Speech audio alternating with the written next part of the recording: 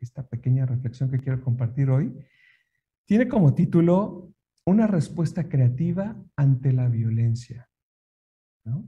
Entonces, eh, pues a ver qué sale. A ver ustedes dicen si funciona. Entonces, bueno, eh, todos los días en nuestra vida cotidiana tenemos como escuchamos, vemos en noticias, por donde sea, información sobre algún evento relacionado con la violencia o violento propiamente, ¿no?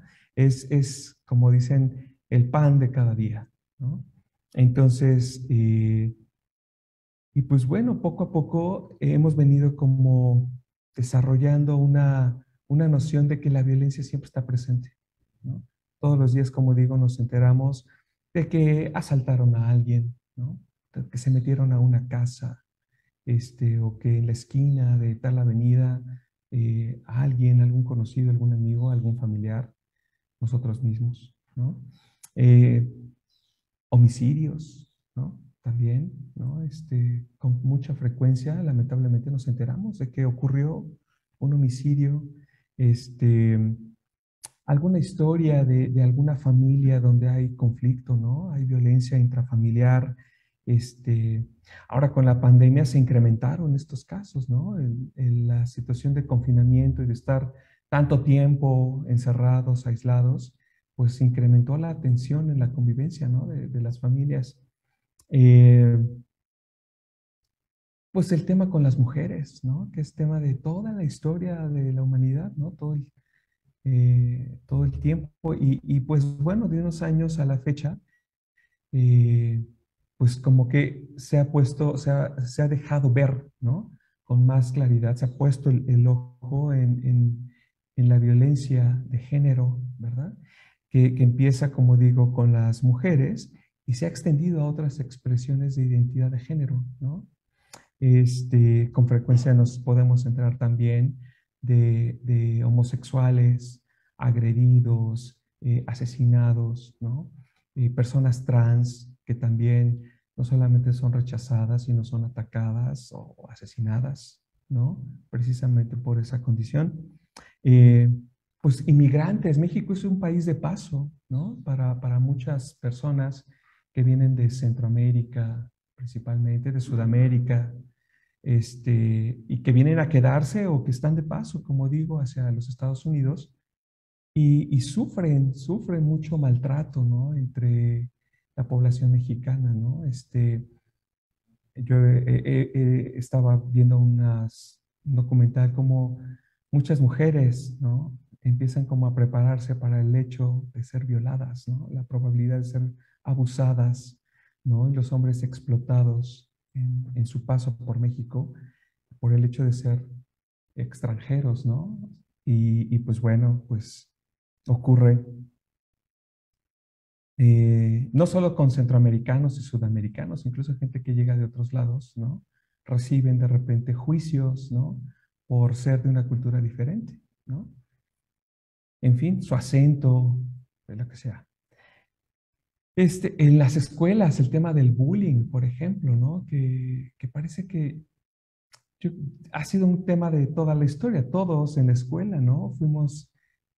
Pasamos por ahí o fuimos agresores, ¿no? Sin embargo, como pareciera que de repente se vuelve más crudo porque aparte ahora se extiende, no solamente al horario escolar, sino con redes sociales, el bullying todavía se ha extendido, ¿no? Ya no es únicamente del tiempo de la escuela, sino va más allá y ha alcanzado expresiones bien duras, bien crudas. Entonces, bueno, pues ejemplos hay muchos, ¿no? Historias hay muchas que están ahí, como digo, todo el tiempo y todo el tiempo nos llegan estas noticias sobre estos temas y por todos los medios, ¿no? Eh, y como decía hace un ratito, pues vamos desarrollando esta certeza, ¿no? De que el mundo hoy en día es un lugar cada vez más violento, ¿no?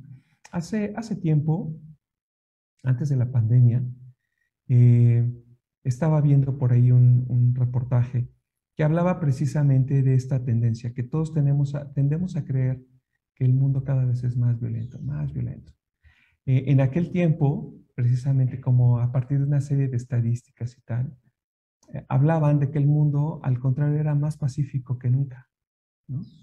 Antes de la pandemia, ¿no?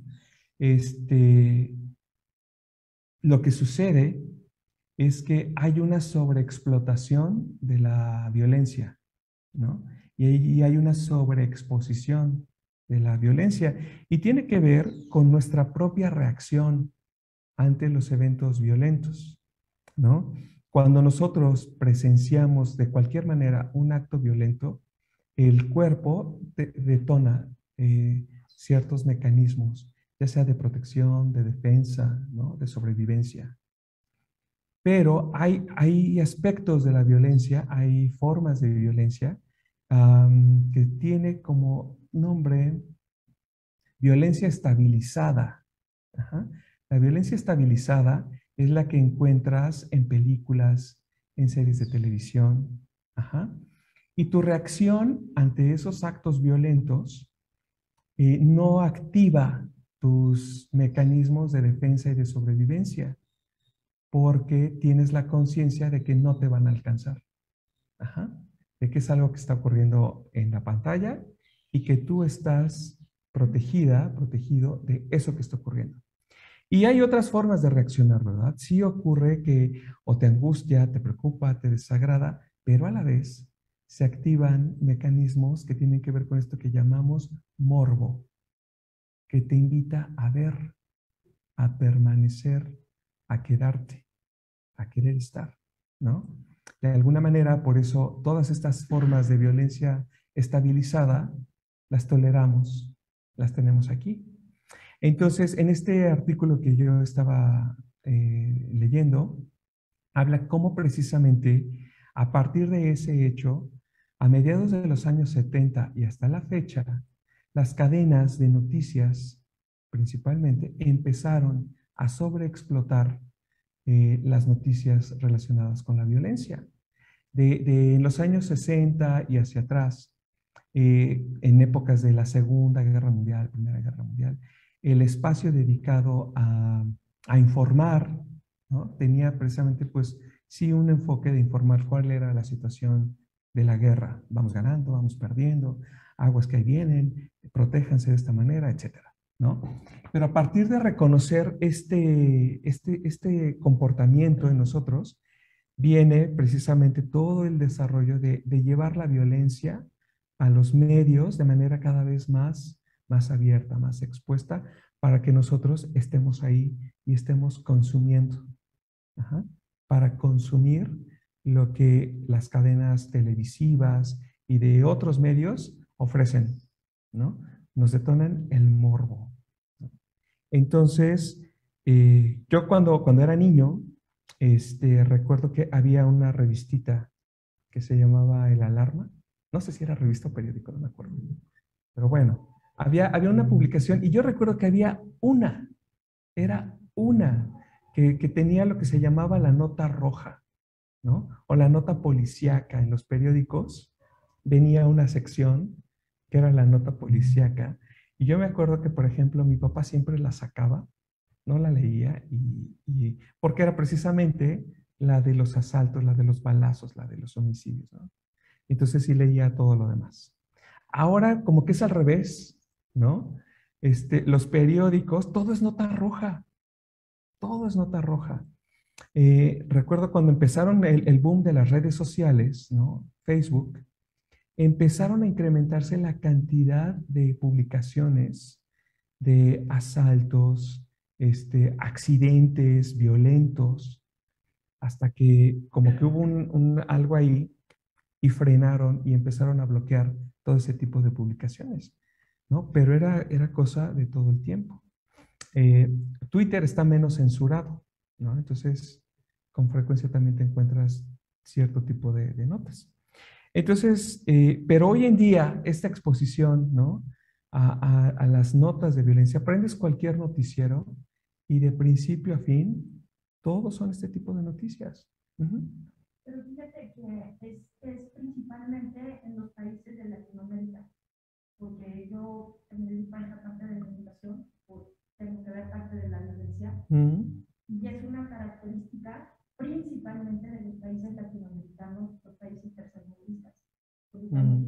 noticieros europeos. No, Mm. no estoy eliminando, que no Ujú. creo que les guste más, pero es en menor cantidad.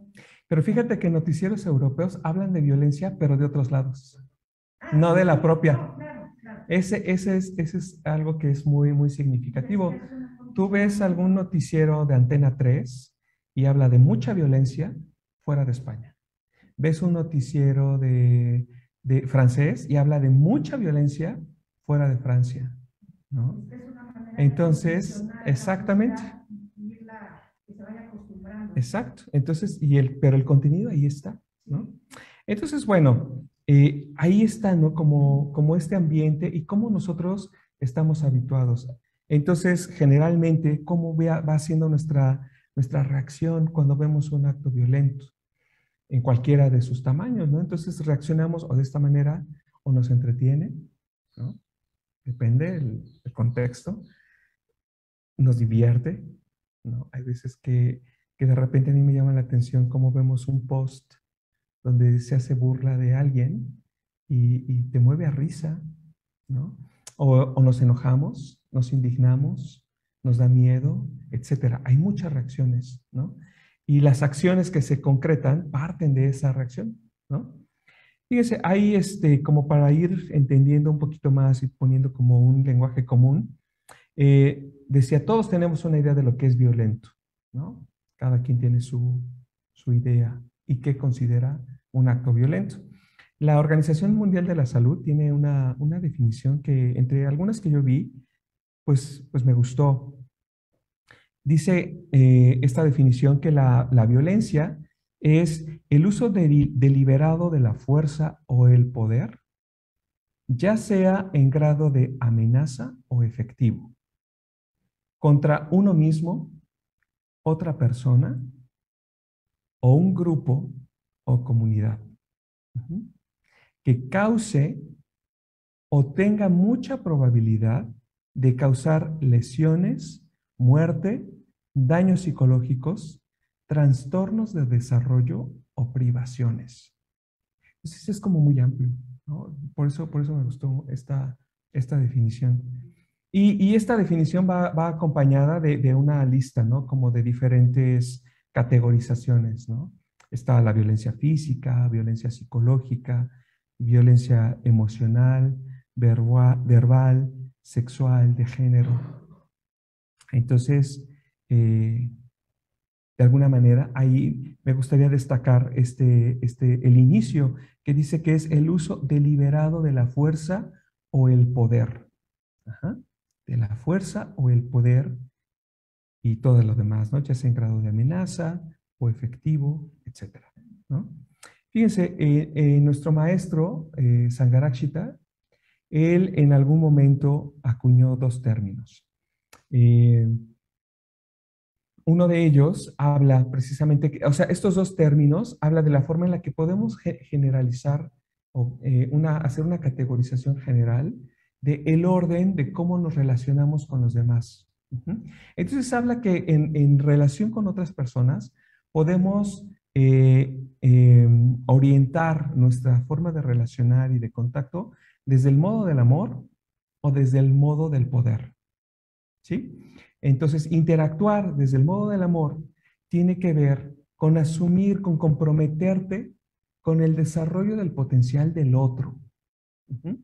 Entonces, tiene que ver con desarrollar una capacidad de atención, de receptividad de la otra persona, poder ver su potencial de crecimiento, su potencial de desarrollo, reconocer que en cada uno hay semillas de la iluminación, ajá, y que entonces tu conducta, tu forma de relacionarte esté orientada y sea de tal manera que tu interacción con él promueva el desarrollo de esa persona, su crecimiento, su bienestar.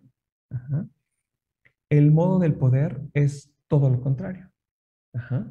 El modo de poder tiene que ver con la negación del otro. Ajá. Tiene que ver con la autorreferencia, tiene que ver con el centrarte únicamente en tu persona e ir detrás de tus propios intereses sin importar qué y sin importar quién, sin importar cómo. ¿no? Entonces, ese es el modo del poder. Ahora, de manera regular, pues podemos nosotros, como en la medida que vamos practicando, tal vez movernos de una dirección hacia la otra. Tal vez podemos pensar, ay, bueno, pero yo la verdad es de que no vivo pisoteando todo el tiempo a todo mundo, ¿verdad? Pero pues sí puedo reconocer que en muchas ocasiones mis decisiones no toman en cuenta cómo van a afectar a otras personas. Muchas veces actúo de alguna manera en la que no soy muy consciente si el efecto de esa acción puede causar algún conflicto, algún daño, ¿verdad? Entonces, la invitación de esta consideración es ver que podemos estar de manera inconsciente sí teniendo acciones que pueden causar daño o que tienen el potencial, como dice esta definición de la OMS, de causar alguna forma de daño. Y podemos ir nosotros poniendo atención en ello para movernos a lo largo de este gradiente hacia el otro modo, ¿verdad? O conscientemente asumir, ¿no? La manera de decir, pues a ver, voy a hacer el intento de, de ir adelante y vivir desde el modo del amor, ¿no? Bueno, eso lo pongo ahí como para empezar a entrarle. Ahora, eh, la verdad es que también nos cuesta mucho trabajo entender en concreto de dónde viene la violencia, ¿no? ¿Qué la provoca? ¿Qué la genera? Eh, y también qué es lo que hace posible en nosotros, qué es lo que nos lleva a concretar un acto violento. ¿Qué puede ocurrir en una persona para ser violenta? ¿No? Entonces, fíjense, hace tiempo escuchaba un audio de una grabación de una conferencia que dio Subhuti, un miembro de la orden que nos visitó hace poco y que le tenemos especial respeto. Él precisamente habló, fue en la India, recuerdo, esta conferencia habló sobre el tema de la violencia. Y de esa conferencia tomo para esto algunas ideas que les quiero compartir. Fíjense, en esa reflexión que hacía Subhuti, hablaba de la violencia, nos invitaba a pensar en la violencia como si fuera una enfermedad. Entonces vamos a empezar como por ahí. Imagínate que la violencia es una enfermedad, ¿ok? Y la verdad es que la violencia la vivimos de una manera muy similar a la enfermedad, ¿no? Entonces, por ejemplo, no queremos estar enfermos, no la queremos. No pensamos que nos puede llegar de improviso, ¿verdad? No sabemos cómo por dónde nos puede llegar, en qué momento. Eh, Así como la enfermedad nos duele, ¿no? La enfermedad duele, nos entristece, afecta nuestro ánimo, eh, dependiendo también, generalmente cuando estamos enfermos, lo mismo sea por un dolor de estómago, que un padecimiento crónico, etcétera, eh, afecta nuestra autoestima y la percepción de nosotros mismos, quiénes somos. Eh, no la entendemos, ¿no? Así como la enfermedad, tampoco entendemos francamente 100% la violencia. Queremos que termine, queremos que ya pase, ¿no? Cuando estamos en una situación de violencia, así como cuando estamos enfermos, decimos, ay, ya, por favor, que ya esto se acabe, ¿no? Este, pues bueno, podemos pensar así, ir haciendo como esta similitud. Ahora, de manera general, ¿no? Podemos clasificar a las enfermedades como en dos grandes grupos. Ujú. Por un lado, hay algunas enfermedades que surgen a causa de virus, ¿no? Que están allá afuera, fuera de este sistema, por ahí hay los virus, ¿no? Y están en el medio ambiente, ¿no? Estamos muy familiarizados últimamente con eso. Hay otras enfermedades, el otro grupo, que son congénitas. Ajá. O sea, congénito quiere decir de nacimiento. Ahí vienen, ¿no? Las condiciones que van a desarrollar esos padecimientos, aquí están. Ajá. Solamente, pues la cuestión es cuando sean propicias para que la enfermedad ahí esté, ¿no? Entonces, los factores, como digo, están ahí y pueden ser ya sea hereditarios, ¿no? Puede ser como es el caso de, pues no sé, condiciones cardíacas, ¿no?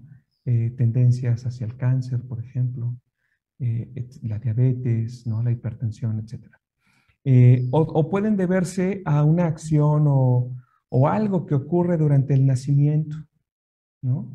En ese momento, en esos segundos, en esos instantes previos o durante el nacimiento, algo ocurre que queda ahí una condición que en un futuro puede desarrollar un padecimiento. Entonces, bueno, como digo, a gran manera y tal vez simplista, son como que dos grupos en los que podemos clasificar todas las enfermedades.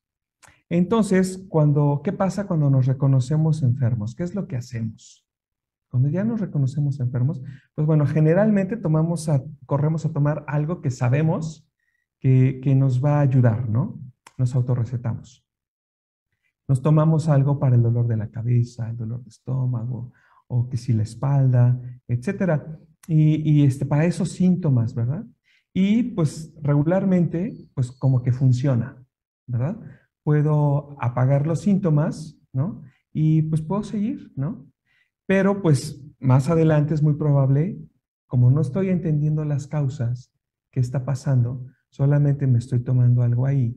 No sé por qué me duele la cabeza, pero me tomo algo que me quita el dolor. No sé por qué me duele el estómago, qué está generando ahí eso, pero pues me tomo un bicarbonato y ya está, ¿no? Pero las causas siguen ahí, pueden seguir latentes, ¿no? Ahí están presentes. Entonces, si queremos realmente resolver de manera efectiva, pues entonces toca que vaya con un médico, ¿verdad? Que lee los síntomas y dice, pues a ver, vamos a ver, y receta un tratamiento, o entonces te manda a ver una parrilla de estudios, ¿no? Que son más minuciosos para entonces aplicar el tratamiento efectivo, ¿verdad? Entonces, así es con la violencia. Muchas veces aplicamos formas paliativas ante la violencia, ¿no? Empezando el no querer ver, ¿verdad?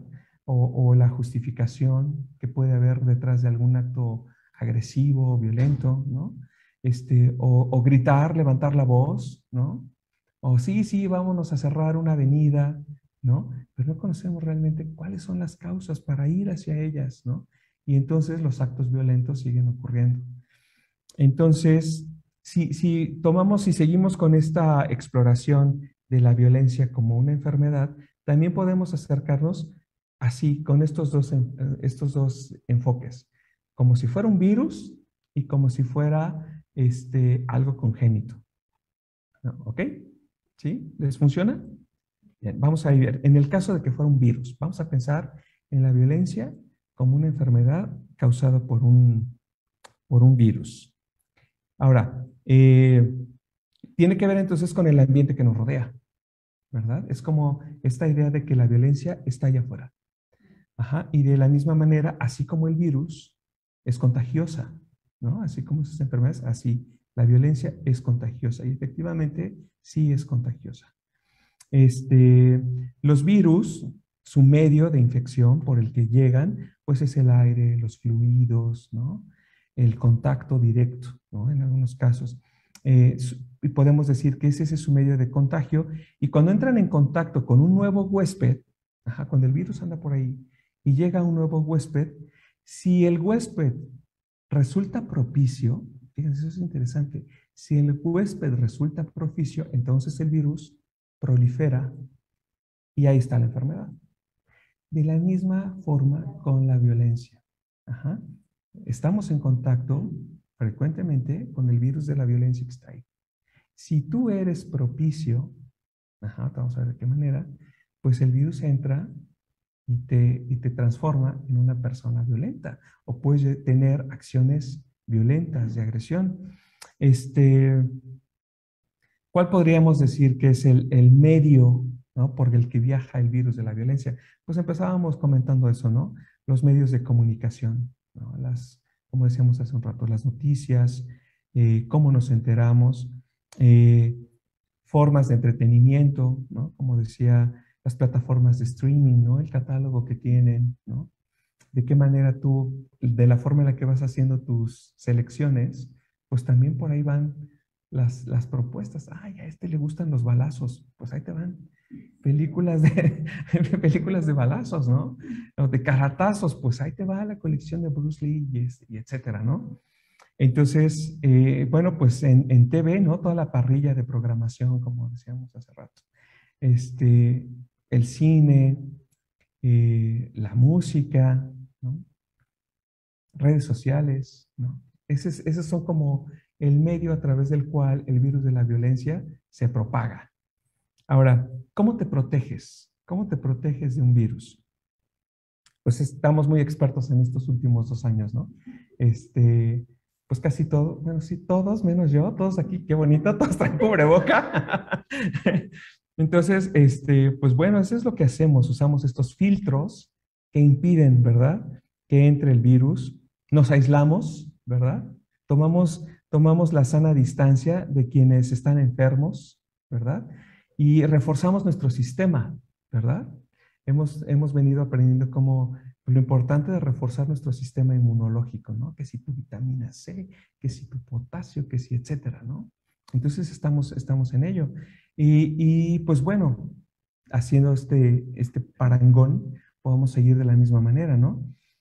Podemos usar los filtros, en este caso, de la investigación, de la información y la reflexión, sobre todo, ¿no? Para desarrollar un criterio que nos permita cuestionar la forma en la que se nos está queriendo informar. Estamos muy acostumbrados a simplemente aceptar sin cuestionar cualquier noticia, ¿no? Cualquiera, pues debe ser cierto porque salió en la tele, así decían las viejitas, ¿no? Y muchos de nosotros, ¿no? Mucha gente da por hecho y por cierto, pues porque lo dijo López Dóriga o no sé, quién dé las noticias hoy en día, sin cuestionar, sin reflexionar, ¿no? Entonces, todos los medios de comunicación, todos los medios noticiosos, por mantener el ejemplo, tienen una tendencia en su forma de comunicación, en la selección de las notas que van a poner en sus medios, en sus publicaciones. Y generalmente son tendencias que están al servicio de diferentes intereses y pretenden provocar en nosotros una reacción. No es azaroso la manera en la que está publicado lo que vemos en los medios. Incluso buscan el poder manipular nuestra forma de opinar en relación a determinados temas, ¿no? Para sumarnos a esa tendencia que ellos están observando, que están dirigiendo. Si nosotros desarrollamos un criterio, con base precisamente en la búsqueda de información más certera, con bases más claras, ¿no? Más válidas, voy a decir, investigando diferentes fuentes y sobre todo haciendo este ejercicio de reflexión, ¿no? De procesar la información. Entonces, en ese sentido, va a ser más difícil que seamos manipulados por estas tendencias informativas, estas tendencias de comunicación. Vamos a cuestionar, ¿no? Lo que se está comunicando y a ver, ¿qué hay detrás de ello? ¿Por qué en esta manera? ¿Por qué así? ¿No? Y generarnos preguntas, ¿verdad? Esa es una manera de poner un filtro, ¿verdad? Así como el cubrebocas, es un filtro de ver qué me está llegando y cómo lo voy a recibir. Y de esta manera podemos ir desarrollando opiniones, como digo, más claras, pero además más abiertas al diálogo, ¿verdad?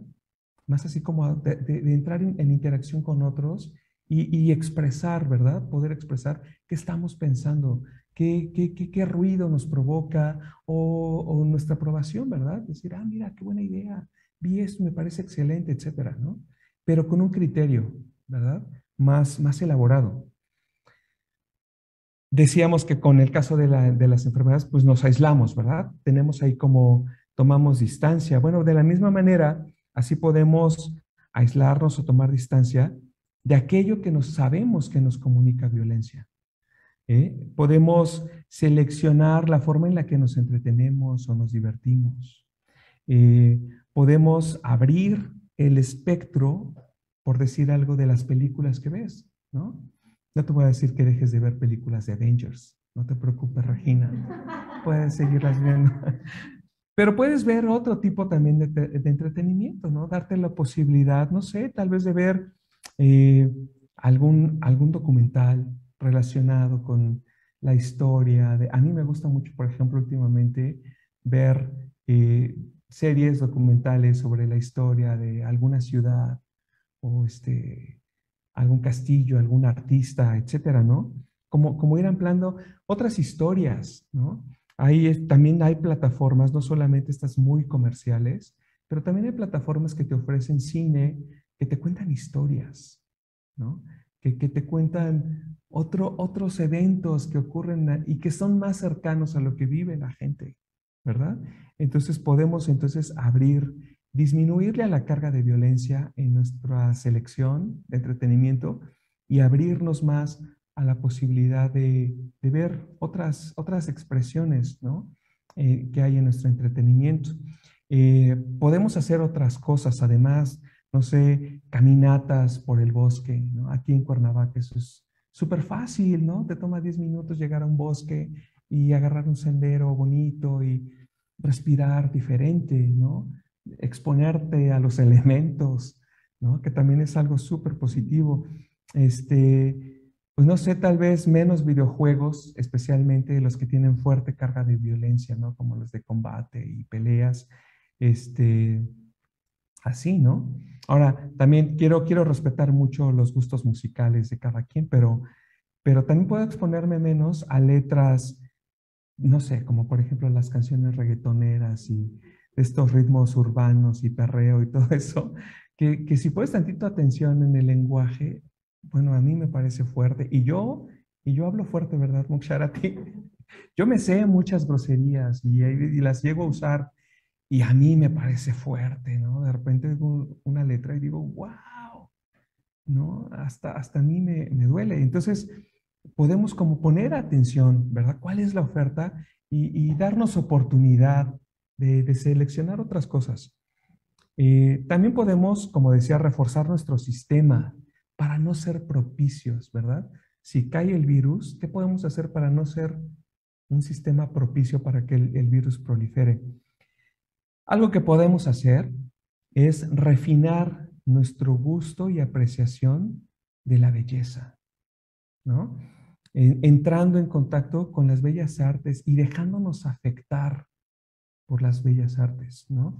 Hay muchas posibilidades de hacerlo, ¿no? De repente escúchate una sinfonía y a ver cómo te va, ¿no? Es- También hay en Spotify, ¿eh? O sea, ¿no? A mí me gusta mucho, por ejemplo, el jazz. Y no soy un experto en jazz, pero sí me puedo dar cuenta el efecto que tiene en mí cuando estoy trabajando. Esta charla la hice escuchando jazz, ¿no?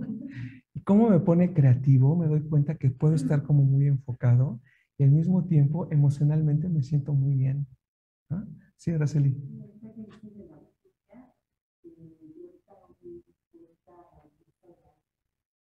La ópera. Ajá. Ujú. Sí, sí, sí. La música tiene un efecto impresionante. Asistir a conciertos de músicos, eh, por ejemplo, yo la primera vez que fui a un concierto de jazz tenía como 9 años y me marcó, ¿no? O hace poco estuve en un concierto, bueno, el último concierto que fui hace casi un año, una cantante que de verdad estábamos ahí todo el mundo extasiado. Decías, ¿qué está haciendo esta mujer con su voz? Y en una lengua que no sé ni qué era, si era sueco, noruego, no sé qué, pero de verdad no necesitabas tener todo como pasa con la ópera, ¿no? O sea, el efecto que tiene, ¿no? Cómo envuelve y cómo vas notando el efecto de tu interior. Cuando te expones a la pintura, a los grandes maestros, ¿no? Cuando entras en un espacio arquitectónico que es majestuoso, ¿no? Una catedral antigua, o un edificio, ¿no? Etcétera. Y lo mismo te ocurre entrando en contacto con la naturaleza, como decía, ¿no? Apreciar la belleza, ¿no? De lo que está afuera, ¿no? Puedes caminar por un parque, como decía, si tienes un jardín, arreglar tu jardín, estar ahí podando, trabajando en tu jardín, o un jardín comunitario, ¿no? Un camellón, ¿no? Si tienes por ahí cerca en tu casa, de repente ir y estar ahí, ¿no? Recoger tal vez basura, ¿no? Y estar ahí en contacto con la naturaleza, con lo que vive, ¿no? Tiene un efecto. Y esa es una forma de reforzar tu sistema interno propio contra el virus de la violencia, ¿no? ¿Cuál podría ser el tratamiento? Pon tú que el virus ya te cayó. Ahí está, bueno, a todos ya nos cayó. No, ahí está. ¿Cuál puede ser el tratamiento? Podemos aplicarnos en desarrollar una vida ética. Ujú. La vida ética, poner atención y el propósito de vivir con principios éticos, nos apunta hacia afuera, hacia nuestras interacciones con los demás, ¿no? Podemos esforzarnos por desarrollar, por cultivar principios, valores, ¿no? Y en este sentido, los principios éticos budistas, eh, a mí me parece que son una muy buena propuesta, ¿no? Tanto como los formulamos aquí en su forma positiva, que definitivamente estamos poniendo ahí de forma explícita el valor que puedes desarrollar, ¿no? Además, no solamente se trata de una lista diciéndote qué puedes hacer y qué no puedes hacer, ¿no?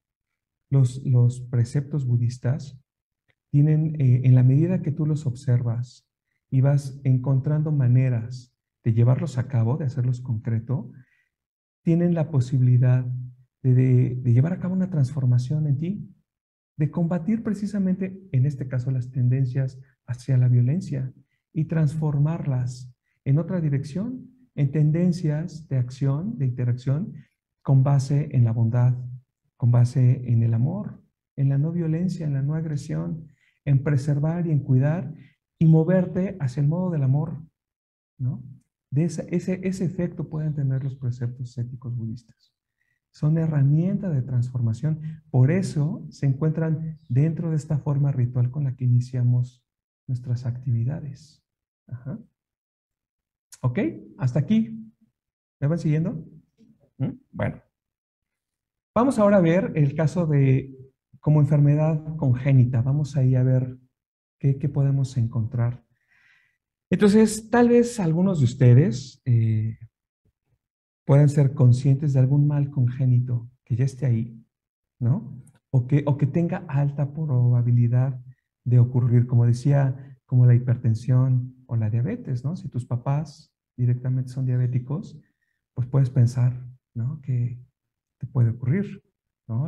Alguna afección cardíaca también, como decía, si tus papás tienen padecimientos cardíacos, pues es muy probable que por ahí andes. Entonces, cuando eso ocurre, cuando entramos en esa toma de conciencia, pues activamos los mecanismos para cuidarnos, ¿verdad? Para observarnos, para ver, a ver, yo cómo ando, a ver, yo cómo estoy. Entonces paso a hacer un proceso de análisis, ¿no? De a ver cuáles son las condiciones que desarrollan esos padecimientos y ver yo cómo estoy en esos términos, ¿no? Me estoy monitoreando, a ver, pues yo cómo está mi azúcar, ¿verdad? Cómo estoy, mi frecuencia cardíaca, mi presión, mi alimentación, etcétera, ¿no? Entonces entramos ahí en ese proceso. Eh, Vigilantes, ¿no? Nos ponemos así, sobre todo vigilantes también, si somos conscientes, ¿no? Y no queremos esos padecimientos, ¿no? La otra opción es soltar y decir, pues, de algo me voy a morir, ¿no? Bueno, pero pon tú que te quieres cuidar, ¿no? Entonces, en esta situación, continuando con este ejercicio, te puedes preguntar cuál puede ser la causa congénita de la violencia. Ajá. Ya no pensando en que es algo que está allá afuera, sino que ya está aquí, en este conjunto de procesos, de este fenómeno que está aquí sentado hablando, ¿cuáles pueden ser esas causas congénitas de la violencia que yo ejerzo, ¿no? Entonces, básicamente, podemos hablar de dos causas. Ujú. La primera de ellas es una mente débil. Una mente débil es una causa congénita de la violencia. ¿Cuáles son las características de una mente débil? Primero, una mente débil es aquella que es presa del deseo, que es presa de la avidez, de la codicia, ¿no? Que quiere tener, que quiere tener, que quiere tener. Y por mucho que diga que se esfuerza, ajá, pero se esfuerza para llegar a eso, a lo que es ávida, ¿no? Es la mente adictiva también, ¿no? La mente adictiva. Esa es una característica de una mente débil. Otro rasgo de la mente débil es aquella que está sujeta, como si fuera un poste en el océano, que está sujeta a sus propios puntos de vista. Ajá. A la forma en la que entiendo la vida, a la forma en la que entiendo cada persona, el punto de vista que tengo de los hechos es ese. Ujú. Entonces, en la medida que una mente esté más fijada, más aferrada a sus propios puntos de vista, ese es un signo de debilidad. Una mente ignorante, en todos los sentidos, ¿verdad? La mente que no es curiosa, la mente que no es, que no se interesa por expandir, ¿verdad? La visión, ¿verdad? Que no se interesa por conocer lo que ocurre, ajá, y que se mantiene solamente en un nivel de superficialidad en su comprensión de lo que ocurre, ¿verdad? Que no se interesa por saber qué hay detrás. Esa es una mente ignorante. Y ese es un rasgo de una mente débil. Otro rasgo, pues sí, también es similar al de los puntos de vista, una mente con sólidas convicciones. Ajá. Una mente aferrada, dura, rígida, inflexible. Ese es un síntoma de una mente débil, ¿no? Una mente cerrada, que no está dispuesta a la novedad ni a la diferencia. Ujú. No admite lo que es distinto. Ajá, no admite lo que es ajeno. Ujú. Una mente controladora. La mente controladora también es signo de debilidad, ¿no? De querer asumir el control de lo que ocurre, el control de cómo deben de hacerse las cosas, ¿no? Desde su perspectiva, desde su punto de vista, desde su, ¿no? Es como una expresión también de todas las anteriores, ¿no? La mente controladora. Esa es otra señal de debilidad en la mente. Primo hermano, pues es la mente obsesiva, ¿no? La mente obsesiva. Y la mente dependiente, ¿no? La mente que no puede resolver, ajá, que delega la responsabilidad en otros para resolver, pues lo que sea, ¿no? Desde cuántos son 2 más 2 hasta, híjole, ¿cómo voy y hago este trámite? Llévame, hazlo, ¿no? Etcétera, ¿no? O que también lo vemos en términos de dependencia afectiva, de no poder entender la vida si tú no estás. Cosas así, ¿no? Tiene que ver con esto de no poder resolver, de no poder verse a sí misma en medio de todo un horizonte de posibilidades y de encontrar capacidad para ir adelante, ¿verdad?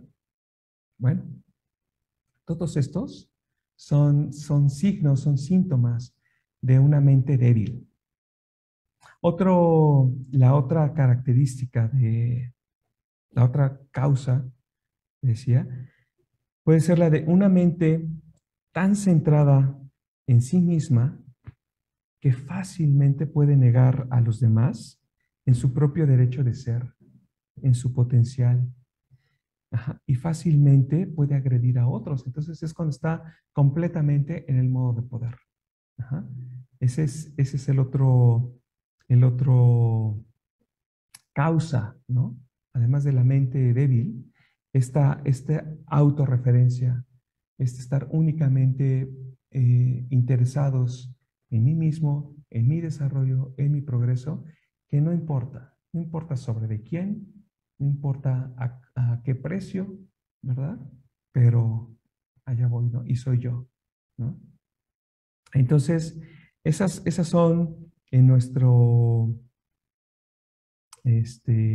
en esta comparación, son como las causas congénitas, que podemos hacer nuestra propia exploración y ver, a ver, mi propia mente, cómo anda. Vamos a hacer un análisis, un monitoreo, ¿no? De qué está pasando ahí, ¿no? Y también en mi propia autorreferencia y en mi necesidad de solo yo, ¿verdad? ¿Qué tan abierto y qué tanto levanto la vista hacia los demás, ¿no? Bueno, podemos hacer esos análisis, ¿no? Para ver qué tal estamos. Ahora, ¿cómo puede ser el tratamiento, ¿no? Para estas causas congénitas? Pues la meditación.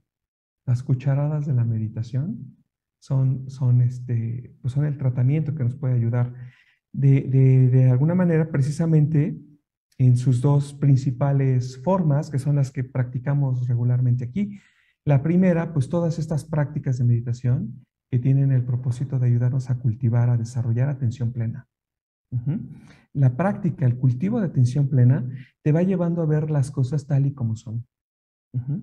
Te va permitiendo una perspectiva cada vez más clara de la verdad, ¿no? Entonces estás atendiendo estos aspectos de ignorancia, ¿no? De cerrazón, de mentira, de negación, etcétera, ¿no? Entonces, la práctica de meditación en este sentido te va abriendo, va aflojando esos rasgos que pudieran estar presentes en tu propia mente. Ahora, también estas formas de meditación para el cultivo de atención plena te ayudan a soltar juicios, a soltar los prejuicios, los esquemas, tus sólidas convicciones, tus puntos de vista, porque precisamente vas reconociendo que hay más allá de lo que tú crees que hay. Ajá. Se empiezan a revelar a tu mirada sutilezas que no habías reconocido, ¿verdad? Dices, ah, caray, no me había dado cuenta de esto, ¿no?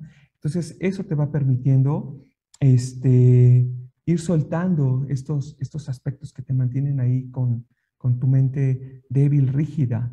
Te permite reconocer que no eres un ser fijo e inmutable, ajá, que eres un fenómeno que está en constante cambio, ¿verdad?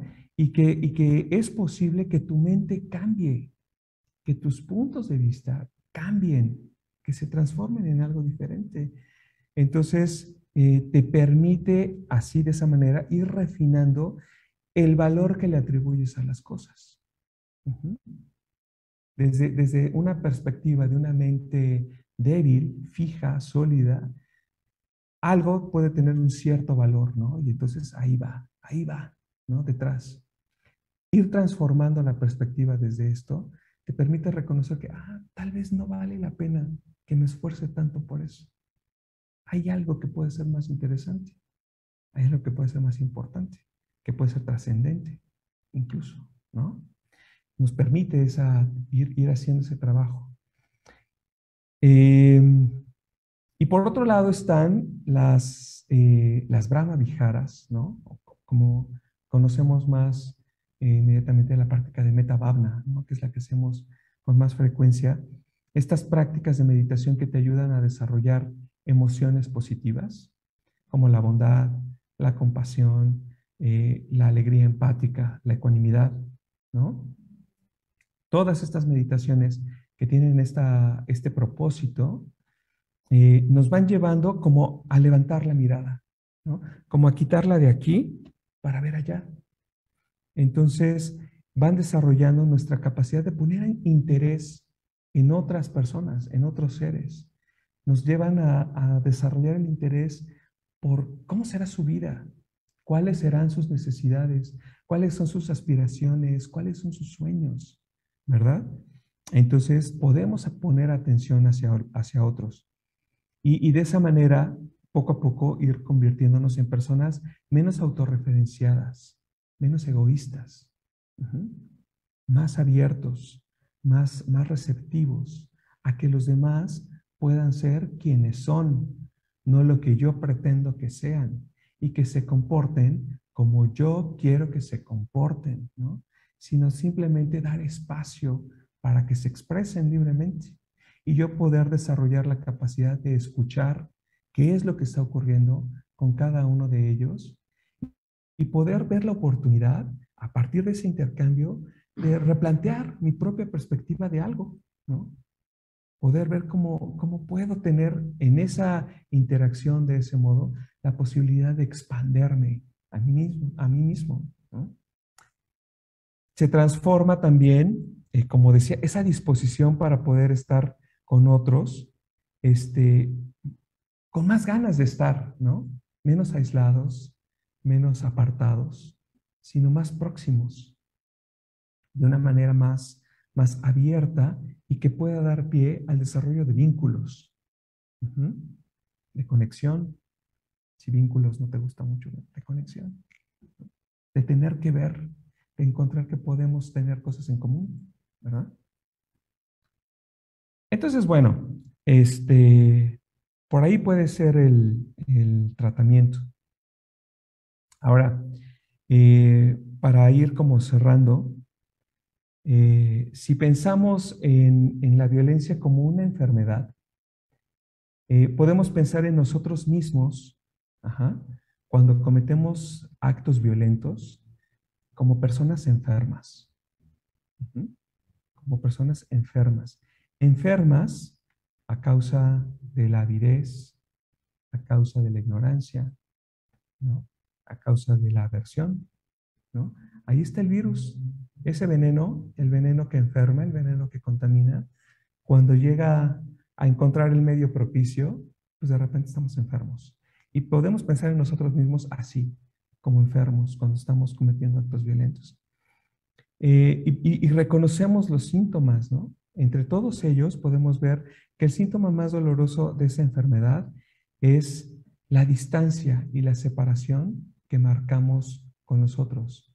En la medida que pongamos más empeño en distanciarnos, en apartarnos de los demás, hasta el grado de aislarnos, el caldo ahí es más propicio para la proliferación de la violencia. Para que sea más fácil para nosotros, resulte más sencillo ignorar lo que otros tengan que decir. Ignorar, no poner atención en los problemas que pueda tener cualquier otra persona. Es más fácil.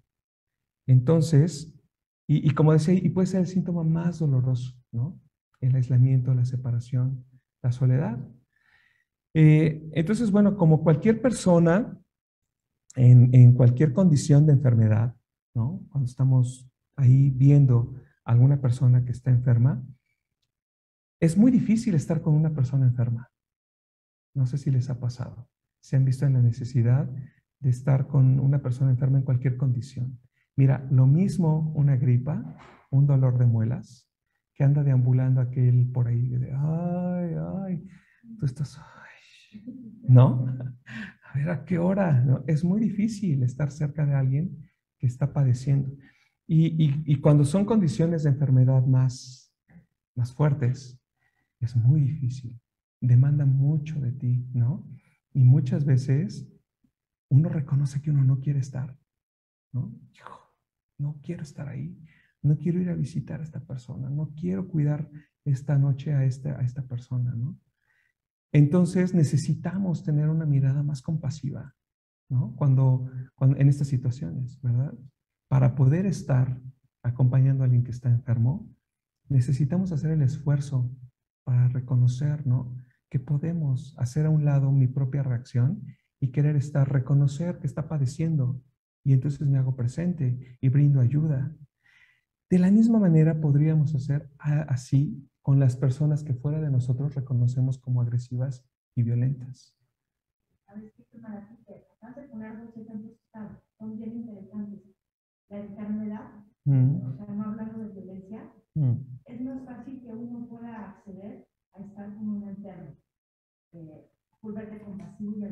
mm, Pero cuando estás con un enfermo violento, mm, es bien, pero bien difícil. Te lo digo porque yo mm, viví una mm, experiencia muy violenta y yo traspasé esa línea, me mm, dejé cuchillar. mm, Entonces la línea es bien delgada. Y cuando uno trata de estar con una persona violenta para ser empático, para mm, ponerte en los zapatos del otro y ujú. entender, pues sí tienes que tener tus precauciones y medir. Ah, O sea, claro. porque yo entiendo que sí, uno puede tener Ujú. la convicción, la voluntad Ajá.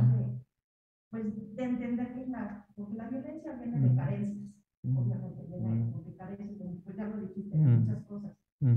pero sí tenemos que ser también muy precavidos. Exacto. Ahí, sí, no estoy diciendo que sea fácil, No, no, no, ¿verdad? no. Pero sí es posible cambiar la mirada. Sí, sí, eso Ajá. sí. Sí es posible cambiar la mirada y reconocer a alguien que es violento como enfermo. La verdad es que muchas veces, no, es más, podemos estar 100% seguros que no estamos seguros por qué esa persona es violenta. No está. Cualquier persona. ¿No? ¿Por qué son violentos? ¿No? Claro. Porque aunque tengamos los datos de su historia o creamos tener los datos de su historia que nos llevaron a eso, ajá, no tenemos la experiencia de realmente qué pasó y cómo fue. Exacto, estamos haciendo una lectura desde donde estamos, ¿verdad?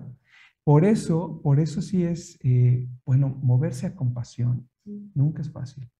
Tiene su reto. No es algo que nos surja de forma natural, pero por eso es importante todo lo que decía, ¿verdad? Cómo ir protegiendo el sistema, cómo me puedo yo ir reforzando, ¿verdad? No solo para evitar, sino para estar con, ¿no? Es muy fácil y yo quise hacer como esta propuesta porque es muy fácil entrar en el juicio cuando detectamos a alguien que es violento. Para empezar, decimos, es violento. Ya estamos emitiendo el juicio y estamos etiquetando y estamos prejuzgando, etcétera, etcétera, ¿no? Este, esa es una reacción inmediata. Ajá. La, la respuesta creativa también en este sentido es poder hacer un alto y decir, a ver, no, voy a soltar el juicio, reconociendo la propia debilidad de mi mente, de decir, ah, no, es que así, no, y es que porque no,